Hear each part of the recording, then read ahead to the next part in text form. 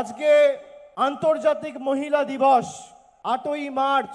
আমাদের রাজ্যের মুখ্যমন্ত্রী যেমন একজন মহিলা, রাজ্যের মুখ্য সচিব যেমন একজন মহিলা, রাজ্যের অর্থমন্ত্রী যেমন একজন মহিলা, রাজ্যের শিল্পমন্ত্রী যেমন একজন মহিলা, এই জেলাতেও দুটো লোকসভা কেন্দ্রে মমতা বন্দ্যোপাধ্যায় দুজন মহিলাকে নির্বাচিত করে সংসদে পাঠিয়েছে। দক্ষিণ 24 পরগনা মানুষের আশীর্বাদকে পাথেয় করে প্রতিমা মণ্ডল, সায়নী ঘোষ, 4 জন সাংসদের মধ্যে 2 জন সাংসদ মহিলা, জেলা পরিষদের সভাধিপতি মহিলা, একাধিক পঞ্চায়েত, গ্রাম পঞ্চায়েত উপপ্রধান, প্রধান মহিলা।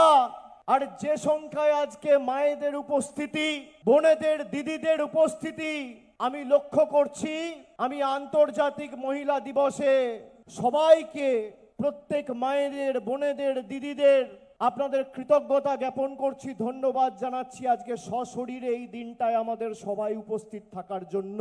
না জাগিলে ললনা এই বিশ্ব জাগে না। নারী শক্তি, মাতৃশক্তি যদি কারোর সাথে থাকে তাকে কোনোদিন কেউ হারাতে পারে না।